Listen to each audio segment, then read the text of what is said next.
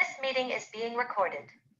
All right, thank you so much to our audience who is now slowly filing in. We are so excited to be hosting yet another webinar in our Road to Residency series this week. It has been a jam-packed week. I'm so excited to be part of another webinar. My name is Dr. Cameron Matthews. I'm one of the founders and the director of the Tour for Diversity in Medicine. We are a nonprofit organization that's been around for about 10 years, founded out of SNMA, and really with a focus on helping our students achieve their dreams and enter healthcare. And we are excited to partner with SNMA and LMSA with this Road to Residency series. It started during the pandemic. We recognized that our fourth year graduating students a couple of years ago were going to struggle shifting to that virtual interviewing season, if you remember kind of how chaotic it was that year. And so we've just kept the program going, and we've helped hundreds of our fourth year graduating students since then, and we're pretty excited about that. But tonight I am extra excited to be hosting us with a conversation about dermatology, and we've got some great guests with us. But first and foremost, I'd love to introduce our SNMA liaisons for dermatology. If you in the audience aren't connected to them yet, we do have these specialty interest groups within SNMA. Please definitely reach out. Michael, why don't you go ahead and introduce yourself and tell us where you're from. Hello, everyone. My name is Michael Augustin, and I am a second year at the Jacobs School of Medicine and Biomedical Sciences, and I'm excited to be here. Thank you. Francis. Hi, everyone. My name is Francis. I'm a third year at Loyalist Rich School of Medicine. I'm the head liaison, and I'm very excited to help you guys out with your dermatology journeys.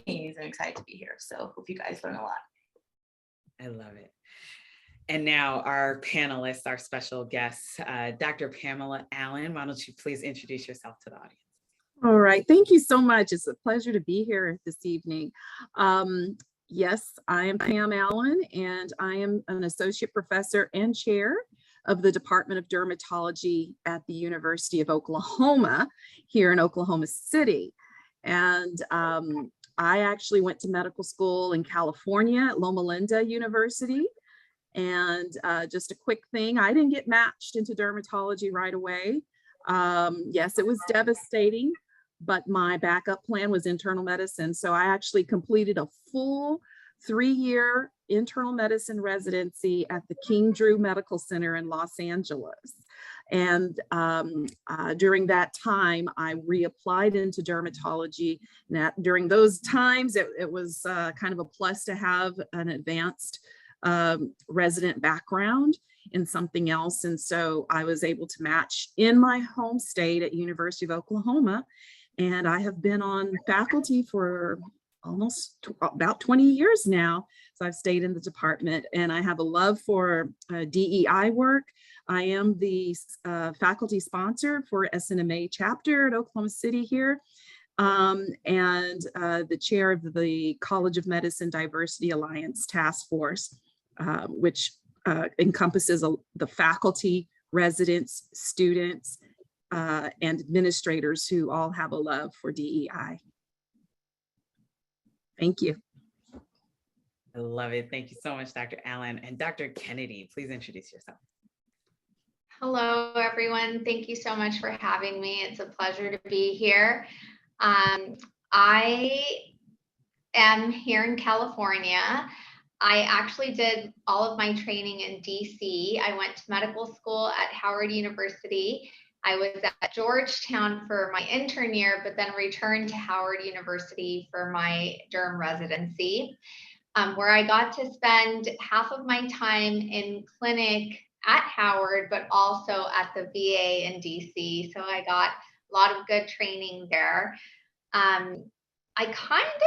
My interest in dermatology actually started during a medical school fair where we had different tables for each specialty. And I was going around to every table. And at that time, I thought I wanted to be a pediatrician, actually.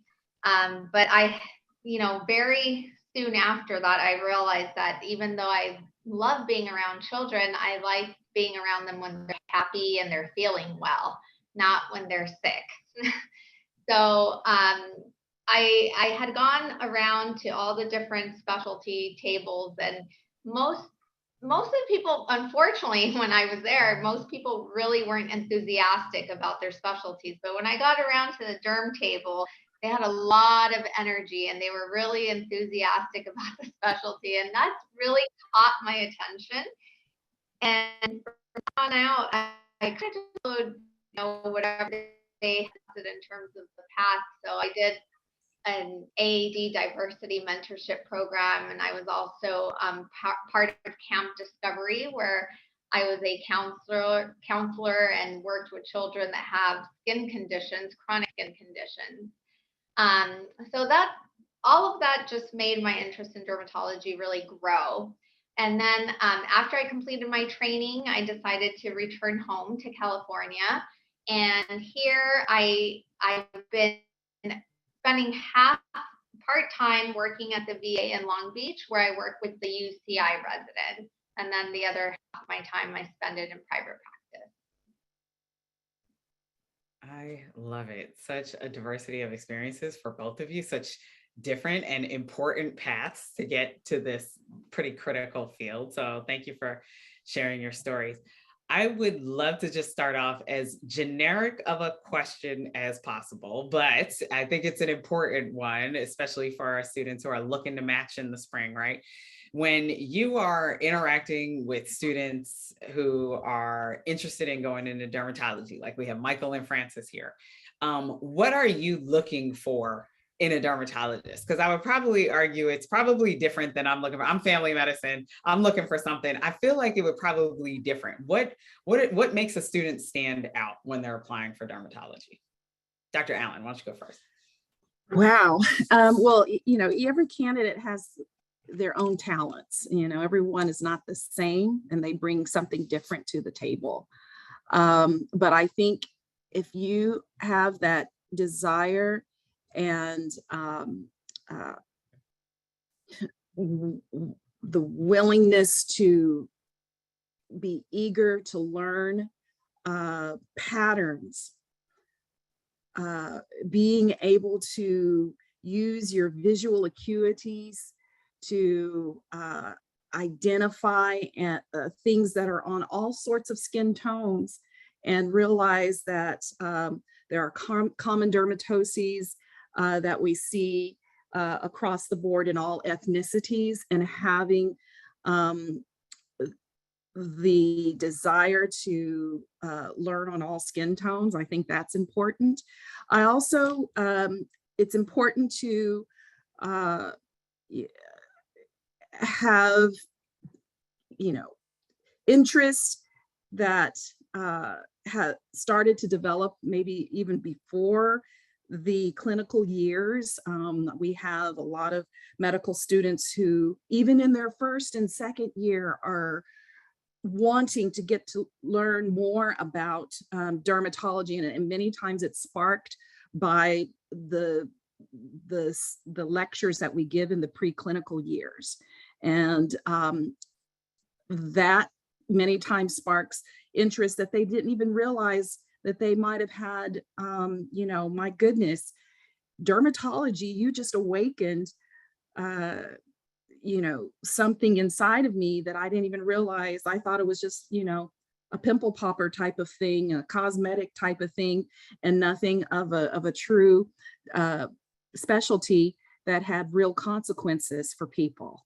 And so I think having that desire to be open to learning about dermatology and looking at it as a true field that we are lacking in numbers of our workforce, but also within our underrepresented minorities. We are 2%. African Americans make up 2% of the dermatology workforce in the US, and our society is changing. We know that in about 23 years from now, it's going to be a US society of majority non-white. And we have to be ready to care for patients of all skin tones. And many people may not have that opportunity or learn about diverse skin diseases, not only just in the preclinical years, but maybe not so much in their clinical years. In Oklahoma City, we have a skin of color clinic that our residents are able to have a concentrated learning experience on those that are fits 4 through 6, scarring alopecias, hyperpigmentation, keloids, all of that. And so I think that's also important as we discover our interest in dermatology. I love that. Dr. Kennedy, any thoughts? Yeah, I mean, I completely agree. You know, those are all characteristics and qualities that we look for. I think, you know, aside from all the academic stuff, a lot of the applicants are truly amazing academically, and we see that every time we review applications. But I think it's also important. I think one point that Dr. Allen kind of touches on, really the way that I think of it is more like passion. You can tell when somebody's truly passionate about something, and I think that's an important characteristic. You know, if that comes through, it says something, and it shows what your interest really is in the field. And so that's something that's important to me. Also, I like to kind of understand what type of a person the applicant is, in the sense that, is this person going to fit in and work well with the people that we already have in the group, or is this person going to be a team player? So that's another thing that I think is important. You want someone that's going to fit in. If you feel like you're talking to different people and then someone doesn't quite fit in, or it's going to be like an awkward situation, and you can tell just based off of personalities sometimes. And what I feel like, even certain residency programs have people that are kind of get grouped in like different personality groups, you know. But yeah, I think that's another important thing. You want to make sure that you're going to have a good team and a good group of people working together. And so candidates that are really interested in learning and have that passion. Love that. Love that. So how do they display that passion? Like in their application, do they need to have done everything dermatology, run the dermatology interest group, or been a liaison, or like, does it turn you off that, you know, maybe they were looking at some other fields, maybe they were involved in some other research projects? Like, how do you look at that application? Because some students, you know, it takes a bit for them to focus. How do they display that passion, and how do we make sure that, you know, sometimes they've had some questions over the years? Yeah, well, I would say that first off, not being afraid to reach out to that department of dermatology, or wherever you are wanting to potentially rotate and or shadow and get some hands-on experience. You have to take the first initiative step. And once you have done that, faculty will respond. I mean, yes, I'm in administrative meetings all the time, but you know, I really try hard to respond to the students, not just the ones even on campus, but those off campus that I'm mentoring and trying to help guide them. And so initially reaching out and setting up meetings, whether it's by Zoom or maybe it's phone calls or in person, it can be done. And establishing that relationship.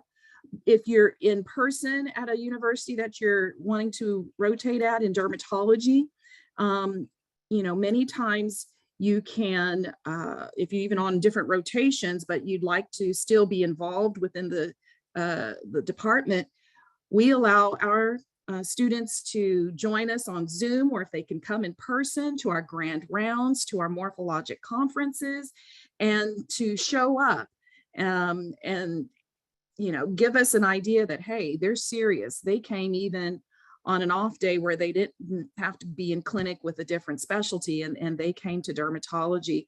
And so that's also good. It's also good to get a good rapport with the residents. Our residents also have keen instinct on those who are truly interested, those who are maybe ones that just want to sit in a corner and pass the time on a rotation, or maybe they're always on their cell phone and not engaging into surgery. And so they know which ones are those who will take the initiative, those who are self-starters, those who are eager and looking and exploring for research opportunities and publications.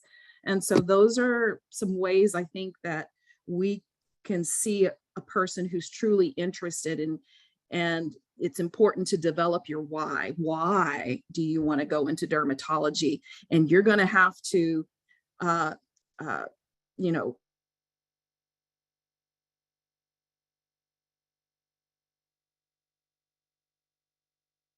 solid of what was there a sentinel event or a moment that you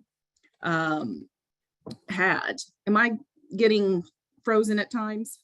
Just a little bit, just a little bit. Okay. We got you back now. So, but anyway, all of that is extremely important into knowing why dermatology and to tell that story and be sincere. Stories, exactly. The story is critical, exactly. Michael, do you have a question? I actually do have a question. I guess it's like your like generic question, but how much research do you think somebody needs in order to be competitive in dermatology? Just because when you look on the AAMC website, it's like the number's like 17 poster presentations and like some crazy high number. So like if somebody is super passionate but is lacking in that research aspect, how would you weigh their application? You want to speak first? Go ahead.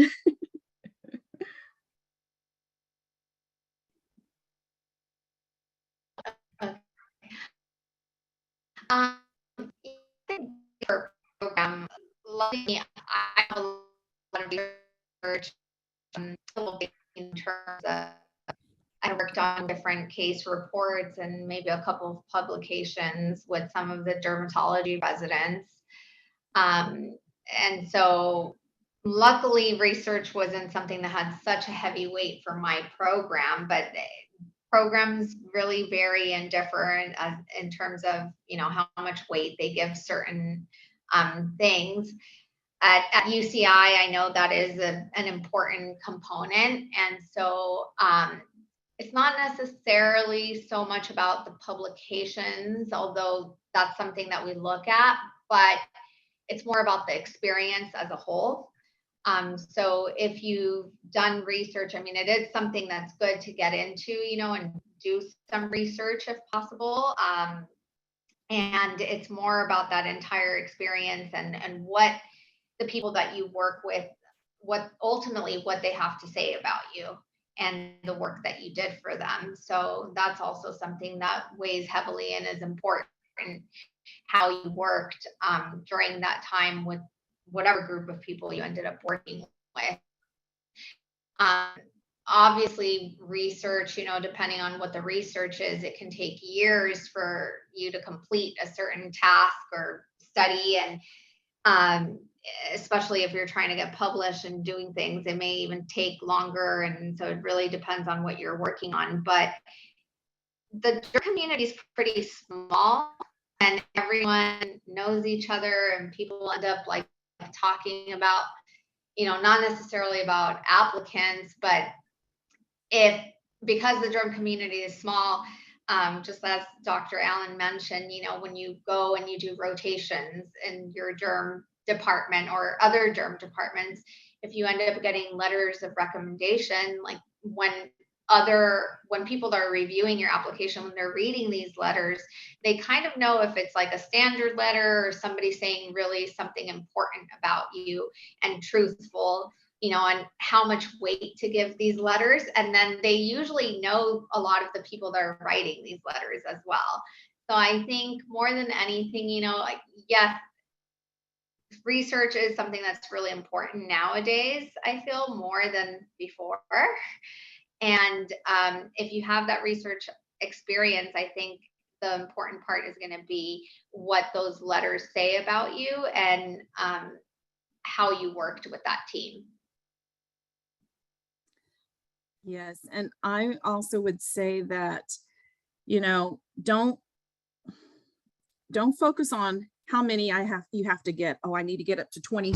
I need 20 scholarly activities on my CV. It's not about that. It's the quality, as Dr. Kennedy was saying, and you know, projects that you're proud of. So even if you just have you know, 4 or 5 case reports, if you've been able to do that, and if you were able to be involved in an IRB, you know, research study within your time within a department, and like she said, you may not even finish it, but you may have actually, you know, contributed in data collection or in some other way, and that's still important. Many of your case presentations or case publications can also double as presentations of posters. And so you kind of get a 2-for-1 thing and go to a D conference and maybe help with a resident who was working on a case report with you. And now it's turned into a poster. So you can get, you know, kind of 2 things out of one. And you know, don't focus so much on how much you have to impress somebody. But you know, like Dr. Kennedy said, there are some schools that are real heavily scientific focused. So you might want to have a few extra if you're looking at those Ivy League schools, okay? And look at the type of faculty, if there's a lot of PhD, MD PhDs, if there's you know, a lot of bench research within their department, then they may be more heavily focused on that. But there's a lot of departments that are more clinical based, and realize that all of your case reports or whatever you do may not always have to be in dermatology. Yes, it's great to have some within dermatology, but if you had something great within plastic surgery or, you know, internal medicine that may have even had a little a dermatologic twist to it, that's just as good. So I don't want you to feel like you have to reach a magic number. On our screening, when we look through all 500 candidates for 3 spots that we try to match to, we just have a checklist. Some of them we rank, but with when it comes to scholarly activities, we just say, did they participate in any? And we just check off yes or no. And you get points if it's yes. And so, you know, I don't think it's as big of a thing that candidates should, you know, be so focused and on to reach a magic number. But look at the quality of what you're doing. I think that's more important. Love that. Love that. We've got another question. And I think you guys have made it clear. I love that quality, not over quantity, but do you weigh research publications versus poster presentations at conferences differently? Is one preferred over another? I don't know. I think of it all as scholarly activity, and to take the time to create a poster, whether it's online or an actual print, and to actually present that at a scientific meeting. I think that's should be just as important, especially at their stage in career. Written publications, especially case reports, are fairly easy, especially if there's grand rounds, morphologic conferences. Many times those yield lots of great cases that you can work with a resident and a faculty with. So I think it's a combination of a little bit of this, a little bit of that, if possible. It does look a little anemic if you just have one or two, but if you can at least be somewhere within the 4 or 5, up to 10, that'd be great. I don't know how much time you guys have to be even able to do that, but there are those who take off of a whole year just to get all of those types of scholarly activities to boost up and really check that box. But it may help, but that's just only one aspect, only one piece of the whole entire puzzle of areas that we're looking at.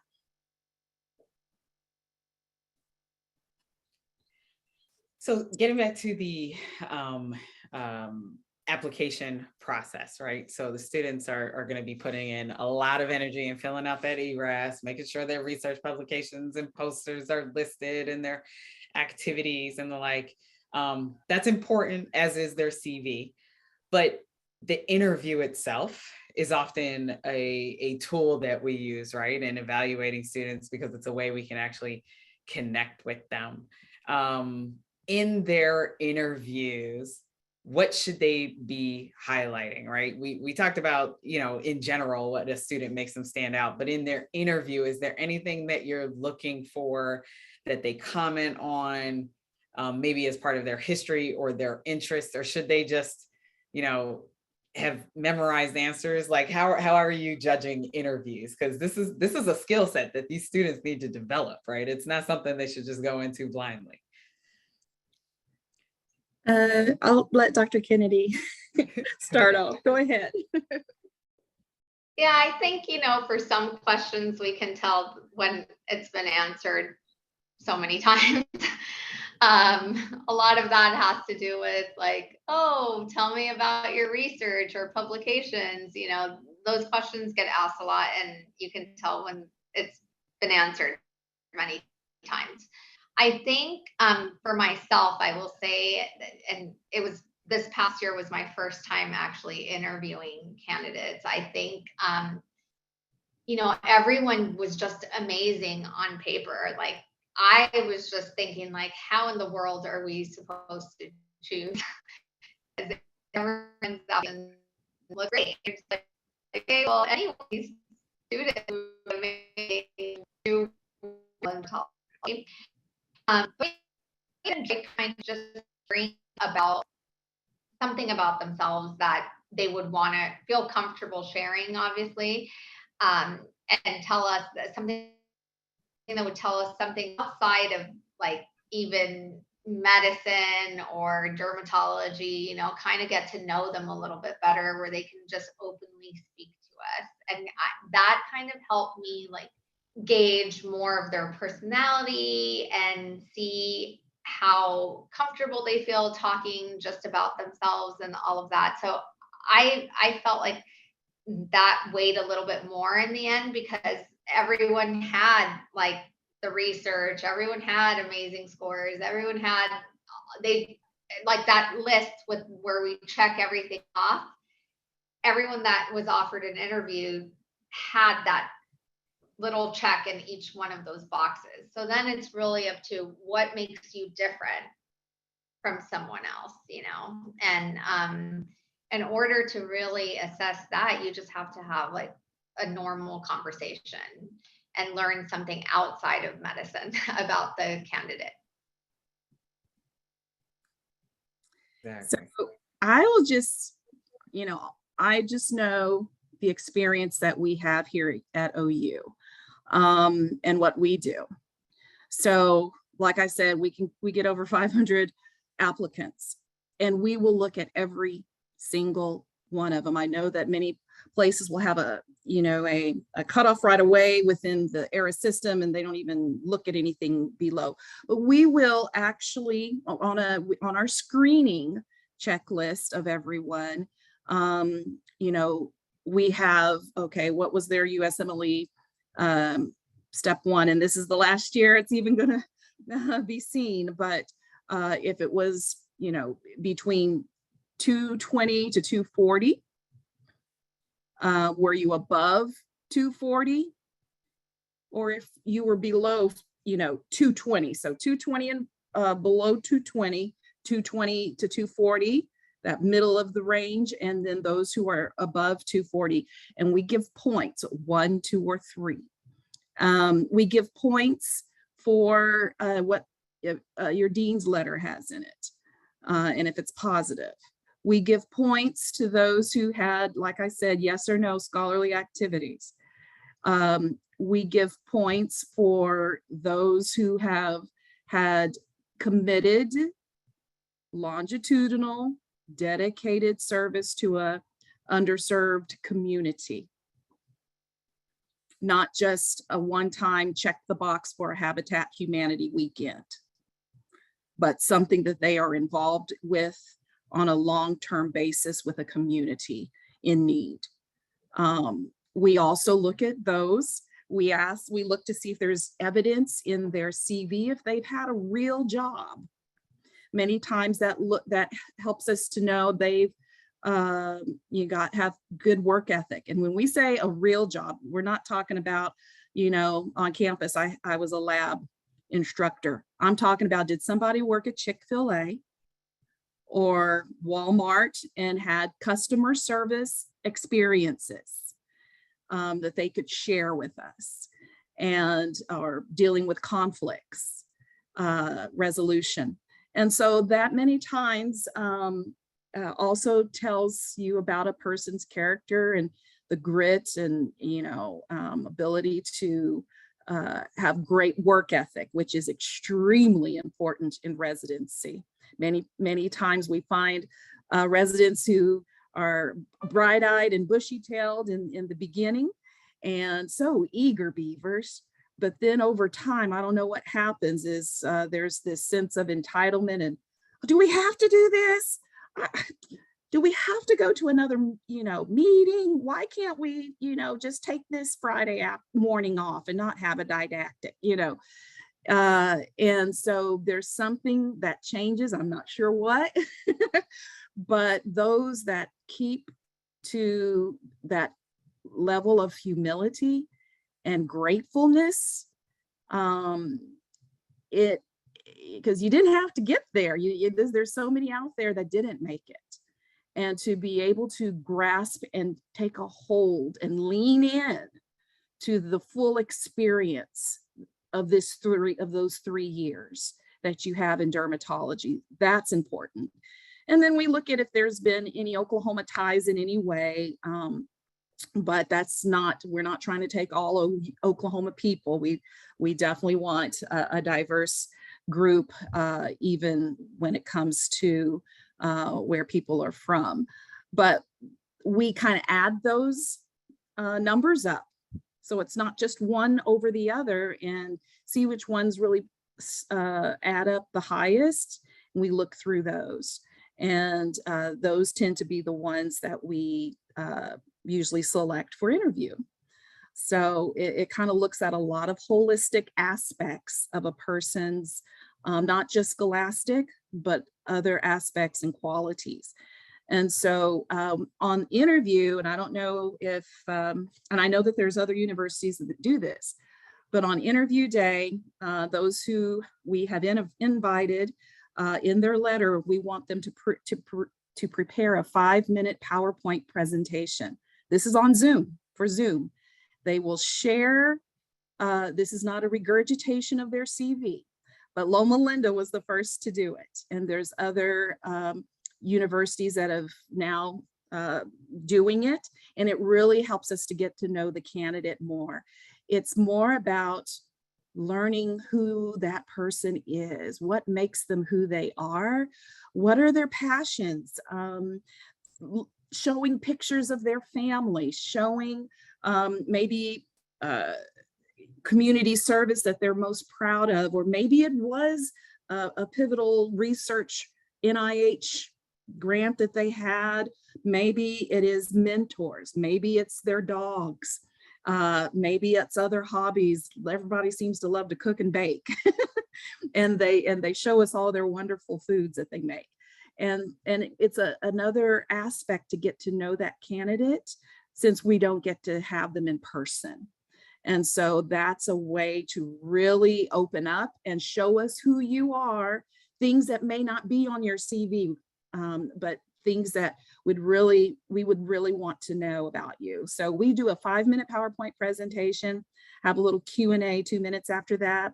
It's only a 35-minute interview, so we don't go all day. Our faculty are on Zoom, all of us, together with the first-year residents, because they will be your chiefs when you come in. So they are part of that interview team. And we have structured questions after that. That means that they are standard questions that we ask every person. And those are the holistic questions. And it's not about what would you do if? No, it is, tell us a time when you were a leader of a group and you had to resolve a conflict. Give us an example of when you had to resolve that between team members. Tell us what happened and what did you learn from that? So these are life experiences that you've had. We look at reliability and dependability. Give us an example of that. Give us an example when you've had ethical responsibility to yourself in the face of opposition from your peers. Tell us what you did, and it's okay if you said, you know, I wish I would have done something differently, or I wish I would have spoke up for a person, and I will definitely do that differently. Maybe your improvement capacity to improve, acknowledge maybe regrets and what you would have done differently, maybe resilience and adaptability. All of these types of qualities and holistic virtues that we're looking for people, and those are, you know, all the things that we look in for a great resident. Those who are able to overcome challenges and obstacles. Give us something that has been your hardest fought challenge in your life. And so this may be going back into your own personal journey. It doesn't have to be in medicine. It might have been in a younger life, maybe with a family issue or illness that you or someone had to go through, persistence through difficult situations. Service orientation, how do you act around patients, even when they are not the kindest to you? How do you handle those types of difficult patients and recognize the responsibility to society? So maybe it is in those underserved communities. Talk about those aspects. And then cultural competence. Demonstrates ability to, you know, have a knowledge of socioeconomic factors, appreciate and respect diversity. And so it may be a question on what does diversity, equity, and inclusion mean to you? And what does that look like in dermatology? And so many times that question has stumped up. And now that I've told you some of the questions, I got to change them up again. But I want you all to be ready to answer these, because a lot of people have not ever thought of how to answer that. A lot of people get equity and equality mixed up, and it's not the same. And so a lot of candidates come up with very superficial answers and just kind of dance around and try to come up with something. But I want you all to be thoughtful in your answers and to come from a place of maybe personal experiences that you've experienced.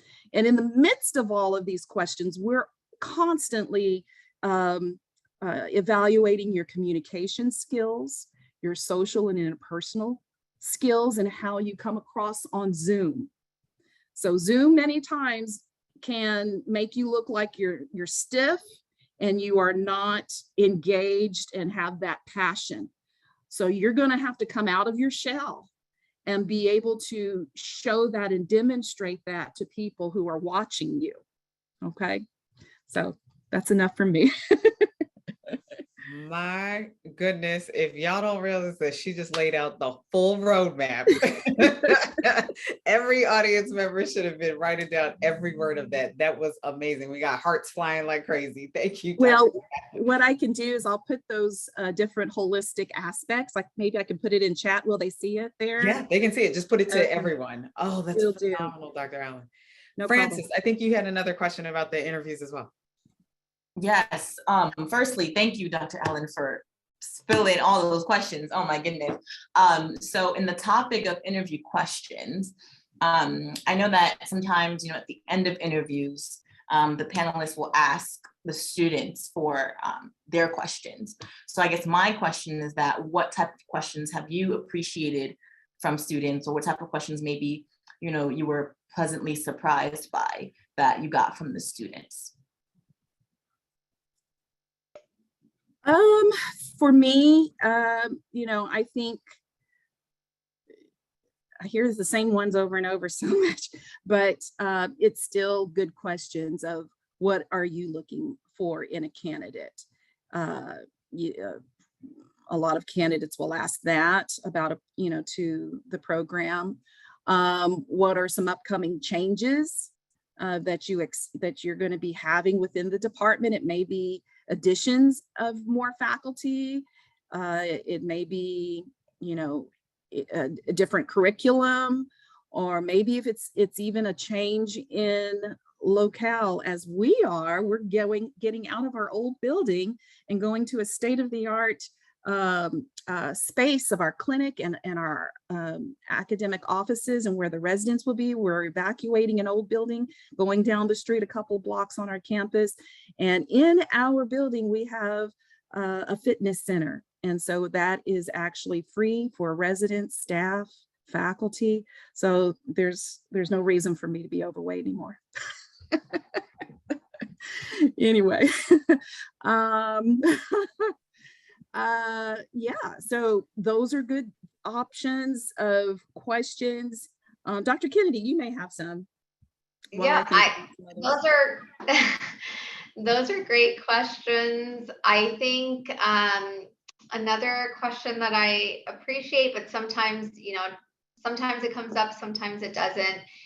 The patient population that we treat, I think that's, well, for me, having a diverse patient population to treat is important. So I would hope that it is important to many, but I think that's a good question to bring up as well, because unfortunately, you don't get that in every program, but it is something important to bring up. I also like to, I appreciate a question about how our group works together. Are the residents that are currently in place, do they do activities together? What is their relationship like? I think that sometimes that might be important for a candidate, not so much for, something that I would necessarily care to have asked, but I think that that's something that is important for you guys to ask, so that you know what kind of support you might have within the program too, from your co-residents, and then maybe even asking about the support that the program offers to its residents in general. Yeah, and that makes me think about, what are some of the wellness activities? It's an ACGME requirement that resident wellness is incorporated into the curriculum, and whether it's off-site activities, whether it's others that are brought in for mindfulness or yoga, just different things to kind of refocus and reset your mind from the stress of the day.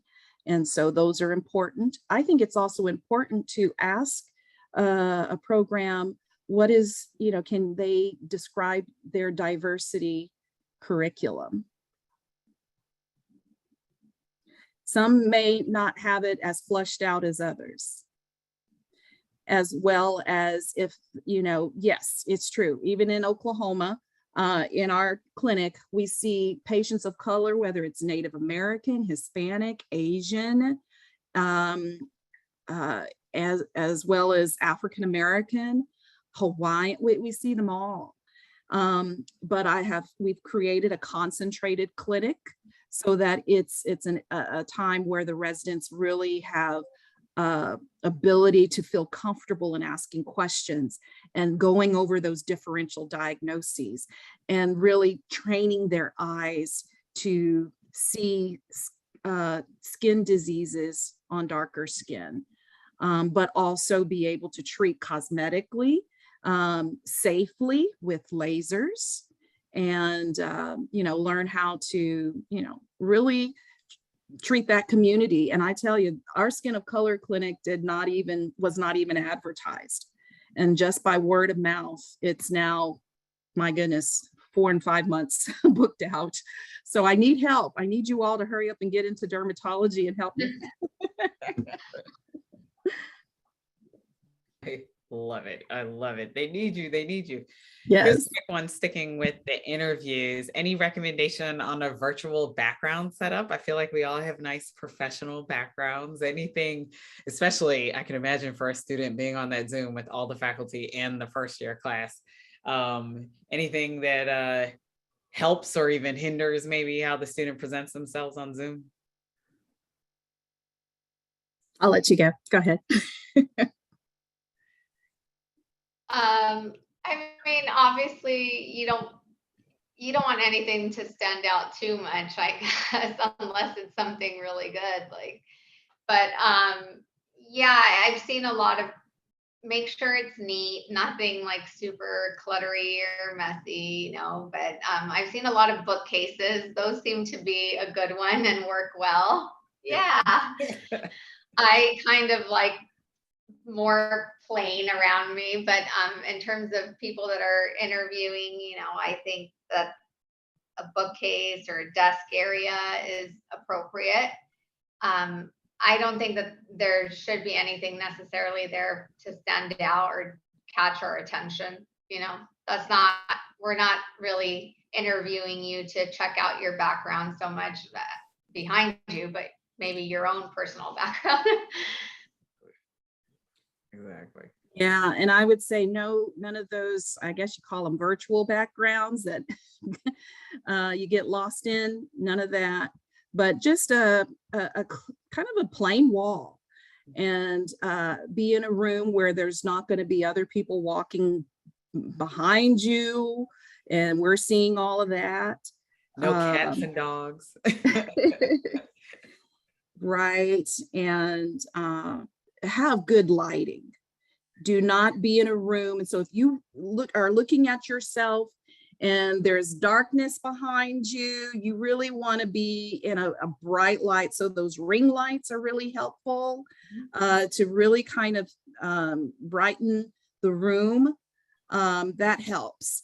I don't have a ring light, but my light is right above me. And so that gives off good lighting as well. So, and also, look straight into the camera. I know it's easy, you want to look down and look at all the tiles of the people's pictures and the videos of everyone, and that's fine.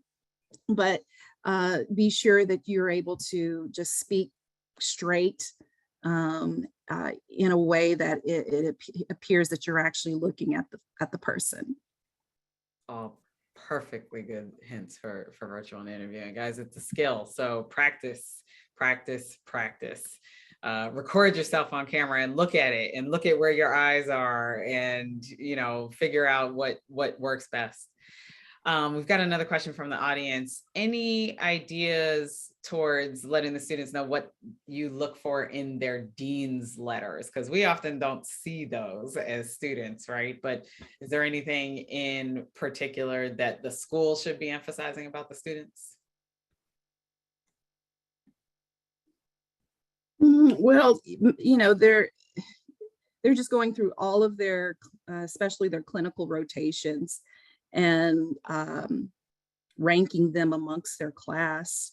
And so that also gives you a clue. As we screen for the first time the applications, we have removed the USMLE scoring. So it's initially, it's not a bias. We will bring it back once after we select people. We'll say, okay, where were they? And then we'll add that score to our little screen. But sometimes the dean's letter will kind of give you that look of where that person is scholastically. And it can be telling if there were some struggles or if they were able to, overcome certain areas.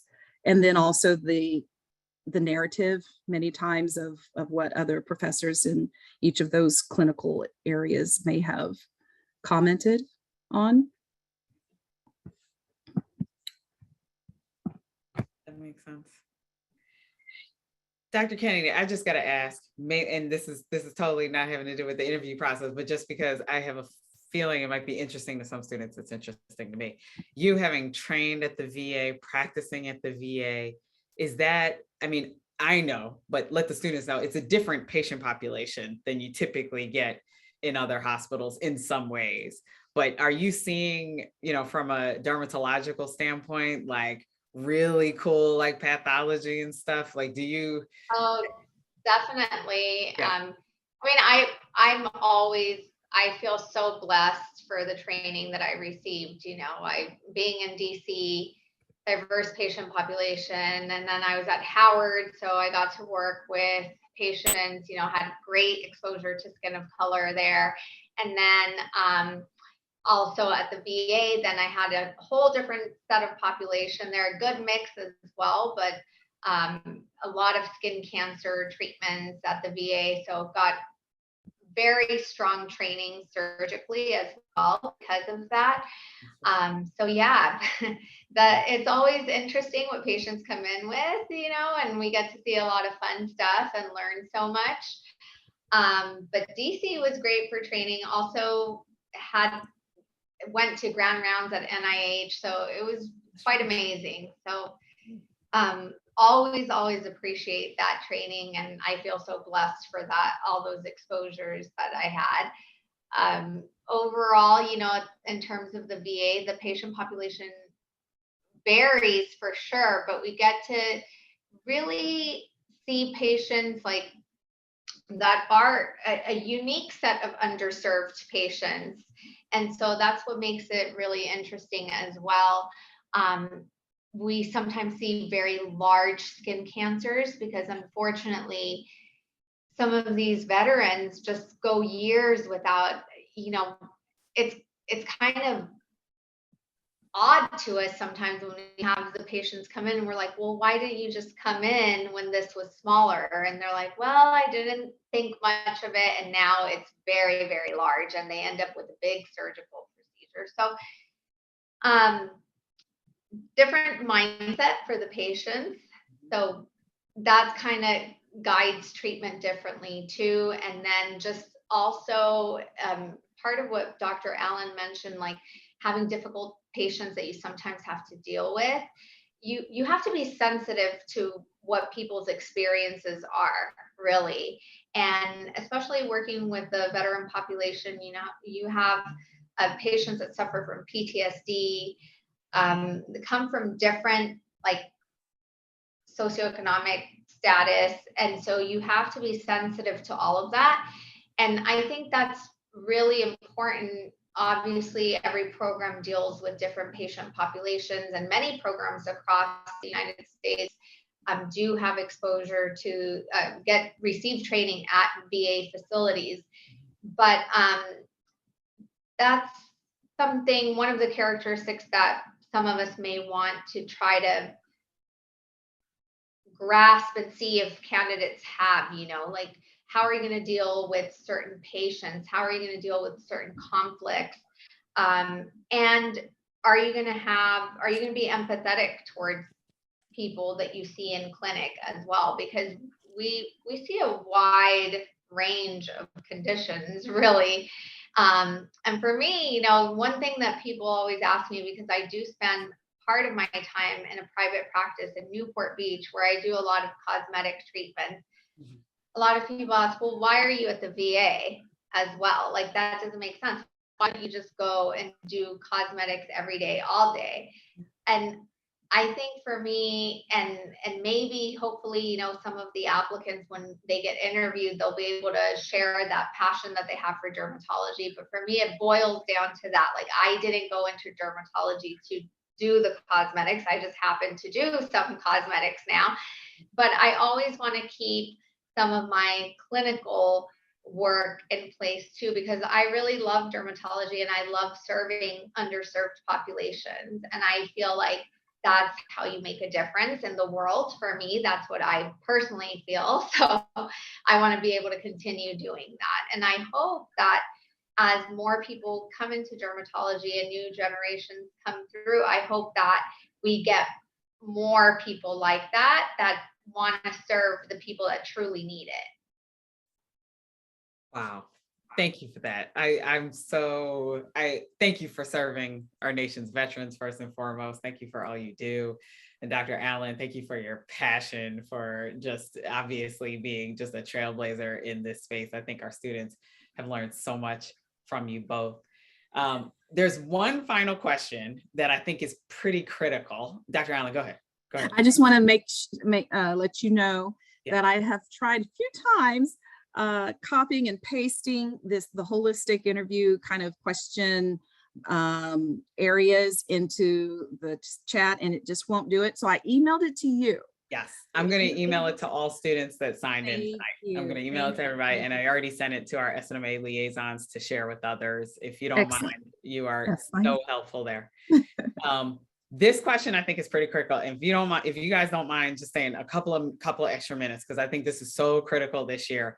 The supplemental application is just a new process for, I mean, I'm like clueless about this. Like, I don't even know how to advise students. Do you have advice about what additional information they should be seeking to share? Because they're already sharing their experiences in their CV, their personal statements, stuff like that. How should they be thinking about the supplemental app? Because this is so new for students and so many of us don't know how to advise them. You know, there's so much on the supplemental thing. Exactly. To start off with, I would say, yes, you have the ability to state what regions of the country that you would like to be in, or you can have no preference. And I think for this group, not limiting yourself, I would say don't put a preference, because sometimes that may translate in some people's minds that, oh, well, they're not going to want to come all the way to Chicago, or they're not going to want to come all the way to Oklahoma. Leave yourself open, and you need to take wherever you can get in to be able to get into a dermatology slot. So even though you may want to be, you know, maybe in DC or New York or some of these larger metropolitan departments, I'm just telling you, do not rule out other areas where you can have a great experience and a rich education as well. You'd be surprised. So I would leave yourself open and not to have a preference, so that you're not immediately kind of eliminated in people's minds that you're not interested. Although it's not meant to be like that, but many people, it's still something in their mind. And then for the statement, additional information, yeah, it is somewhat redundant, but it's more about just pull out the highlights. I mean, the biggest leadership roles you've had, maybe it's what you're most proud of when it comes to scholarly activities that you've been able to accomplish. Maybe it is something within, you know, your academic abilities that you've been able to accomplish as well. Maybe it's also some sort of a community service aspect in underserved populations. that you want to kind of pull out and highlight. I don't think you have to make a full page thing of a personal statement, but just kind of pull out those areas that really are near and dear to your heart, and that you want to highlight that of your accomplishments, pretty much. And maybe also the type of program that you want to have or to be at. One thing I want to just say before I forget it is many programs will ask, what is your backup plan? And it's important that you have already thought about it. There are so many good candidates that fall through the cracks and don't match the first time. And so you need to be prepared of what you're going to do in case you do not match the first time around. Are you going to go into a research fellowship year and try to reapply? Are you going to take a year and do an MPH? Or are you going to finish another residency first and try to get back in like I did? Which actually for me, I think, helped to ground my knowledge even more so with internal medicine and dermatology. But you need to be prepared to answer that question and to have kind of a depth of answer that you have. So. Solid advice this entire hour. Thank you so much, Dr. Kennedy, Dr. Allen. This was amazing. I've learned a lot. I feel like I could go back and apply now. Thank you very much. Maybe I will. Maybe I'm going to follow your footsteps, Dr. Allen. I love this. I love this. Well, again, I thank you both so much. I thank our SNMA liaisons for joining us and helping us facilitate. This has been an amazing week, an amazing night. And I just wish all of our students who are applying this year the best of luck. You will get there. Please stay motivated. This is a marathon and you guys are almost there. You're almost there. So congratulations for doing all that you've done. I'll thank you all and just remind all the students that are part of the registered mock interview program. If you haven't gotten your assignment emails, I think the liaison sent them all out, but if you haven't got them, they'll be coming or you got to coordinate and make sure you are reaching out to your interviewer to get scheduled for your mock interview. It is on you to help coordinate, and don't send an email to me saying, oh my gosh, they haven't responded. Reach back out. It is on you to get these scheduled and to take advantage of this great relationship that you'll be forming over the coming weeks. And with that, I'll thank everybody for coming and say good night. Thanks again.